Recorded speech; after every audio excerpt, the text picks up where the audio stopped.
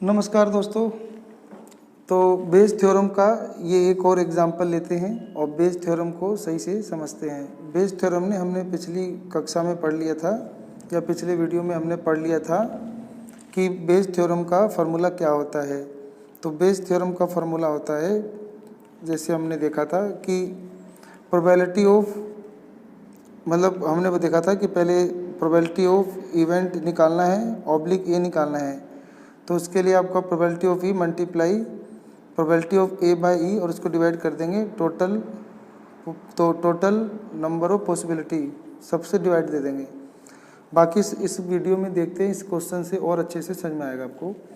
तो पर्सन है कि गिवन आपको दिया है 3 आइडेंटिकल बॉक्स, आपको 3 आइडेंटिकल बॉक्स दिए हुए हैं, यानी तीनों बक्से एक जैसे हैं।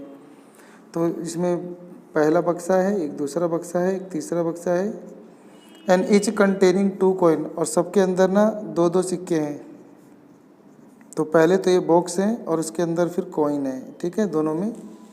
तो ये भी बॉक्स है, ये भी बॉक्स है, ये भी बॉक्स है, और इसके अंदर दो दो कॉइन है। फिर आगे कहता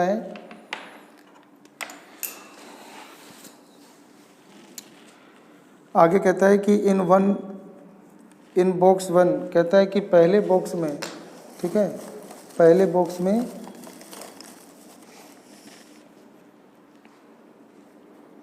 both coin are gold coin, दोनों सिक्के गोल्ड के हैं, यानी पहले वाले बक्से में जो दोनों सिक्के हैं वो गोल्ड हैं। फिर कहता है इन टू बोथ आर सिल्वर, दोनों जो हैं वो सिल्वर हैं। एंड द बॉक्स 3 तीसरे बॉक्स में there is 1 gold and 1 silver, तो एक सिक्का गोल्ड का है और एक सिक्का सिल्वर का है। ए पर्सन चूजिज ए बॉक्स, एक व्यक्ति को कहा गया कि जाओ एक बक्सा चुन लो। तो पहले आदमी क्या करेगा, तीनों में से कोई एक बक्सा चुनेगा। तो तीनों बक्से की चुनने की प्रोबेबिलिटी 1/3, 1/3 और 1/3 हो जाएगी, ठीक है। फिर बोला है कि at random and take out a coin, उसमें से एक सिक्का निकाल लो। If the coin is gold, और अगर वो निकाला गया सिक्का गोल्ड है यानी सोना है, तो what is the probability that the other coin in the box is also of gold. तो प्रायिकता ज्ञात करो कि जो दूसरा सिक्का था वो भी गोल्ड ही था। तो वो केवल ऐसा पहले ही वाले बॉक्स में हो सकता है कि मतलब वो सिक्का निकाले और पहला सिक्का भी गोल्ड है और दूसरा सिक्का भी गोल्ड है। तो मतलब इसकी आने की प्रोबेबिलिटी निकालना है कि इस बक्से में से गोल्ड वाला सिक्का चुनने की प्रोबेबिलिटी जो है आपको निकालनी है, ठीक है। तो पहले तो लेट कर लेंगे एग्जाम में कि E1, E2, E3 be the event, ये इवेंट है that boxes first, second and third are chosen. मतलब पहले हमने ना मान लिया कि ये E1 है पहले बॉक्स चुनने की प्रोबेबिलिटी, ये E2 है दूसरे बॉक्स की, और E3 है तीसरे बॉक्स की चुनने की प्रोबेबिलिटी, और तीनों की जो प्रोबेबिलिटी है इवेंट की, तो हमें पता है कि तीनों बैग चुनने की समान प्रोबेबिलिटी है, तो 1/3 तीनों का होगा मान। अब हम लेट कर लेंगे कि let A be the event, कि ए जो इवेंट है वो इस प्रकार है कि द कॉइन, जो सिक्का निकाला गया है, ड्रॉन इज ऑफ गोल्ड, कि वो गोल्ड का निकाला गया है। तो अब हम निकालेंगे पहले PA/E1, इसका मतलब हुआ कि गोल्ड सिक्का आना और पहले बैग से निकलने की प्रोबेबिलिटी। तो इसका मतलब हो गया कि probability of a gold coin, एक गोल्ड कॉइन आने की प्रोबेबिलिटी फ्रॉम बैग 1, यानी बैग 1 से आने की प्रोबेबिलिटी। तो बैग 1 में तो दोनों ही सिक्के गोल्ड के हैं, तो 2/2 यानी प्रोबेबिलिटी 1 हो गई।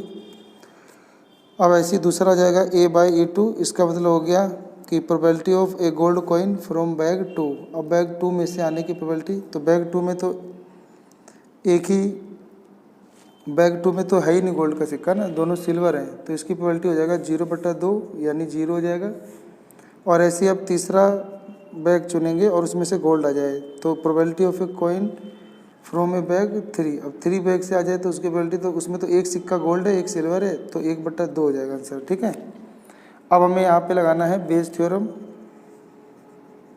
तो बेस थ्योरम में बोला था कि प्रोबेबिलिटी निकालो। तो पर्सन था, a person is chooses a box at random and take out a coin, if the coin is a gold, तो what is the probability that the other coin in the box is also gold.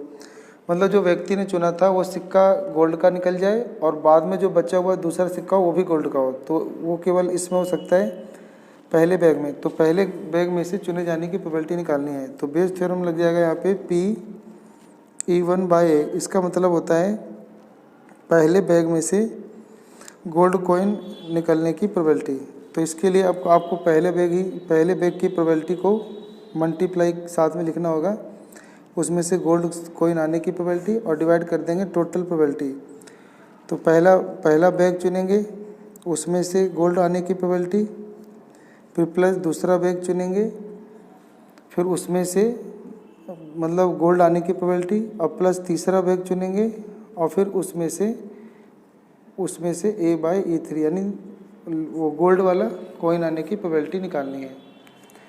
तो भाई पहले bag चुनने की probability 1/3 और पहले bag से gold आने की प्रोबेबिलिटी 1 है, तो उसे 1 से गुना कर देंगे। ऐसे डिवाइड 1/3 गुना 1 फिर 1/3 और दूसरा बैग चुनने की प्रोबेबिलिटी 1/3 और फिर उसे गुना कर देंगे प्रोबेबिलिटी 0 से। फिर ऐसी तीसरा बैग चुनने की प्रोबेबिलिटी 1/3 और उसमें से गोल्ड वाला कॉइन आने की प्रोबेबिलिटी 1/2 है। अब इसे सोल्व कर देंगे तो 2/3 आपका आंसर आ जाएगा। तो यही आपका बेस थ्योरम होता है जो कि हमने देखा। तो बेस थ्योरम में क्या होता है कि आपको जिस बैग में से मतलब जिस बॉक्स में से चुनना था वो उसकी प्रोबेबिलिटी और साथ में उसमें से जो चीज़ें निकालनी थी, जैसे उसमें से गोल्ड कॉइन निकालना था, उसकी प्रोबेबिलिटी को मल्टीप्लाई में लिख के और डिवाइड कर दो पहले बॉक्स में से आने की प्रोबेबिलिटी, फिर दूसरे बॉक्स में से, फिर तीसरे बॉक्स में, टोटल प्रोबेबिलिटी ऑफ थ्योरम निकाल के डिवाइड कर दो। तो ये आपका ये निकल जाएगा कि पहले बैग में से गोल्ड कॉइन आने की प्रोबेबिलिटी। तो ये है आपका बेस थ्योरम। तो उम्मीद करता हूँ कि आपको बेस थ्योरम जो है अच्छे से समझ में आ गया होगा। आप सबका अपना कीमती समय देने के लिए बहुत बहुत धन्यवाद। तो मिलते हैं अगली वीडियो में और फिर आगे पढ़ते हैं। आगे हमारा बहुत अच्छा टॉपिक है, तो आगे जो टॉपिक पढ़ेंगे वो बिल्कुल आपके एग्ज़ाम से बहुत ही इम्पोर्टेंट है। तो है आपका random variable and it's probability distribution. तो बहुत अच्छे से आपको समझाएंगे, आप वो अगली वीडियो ज़रूर देखें।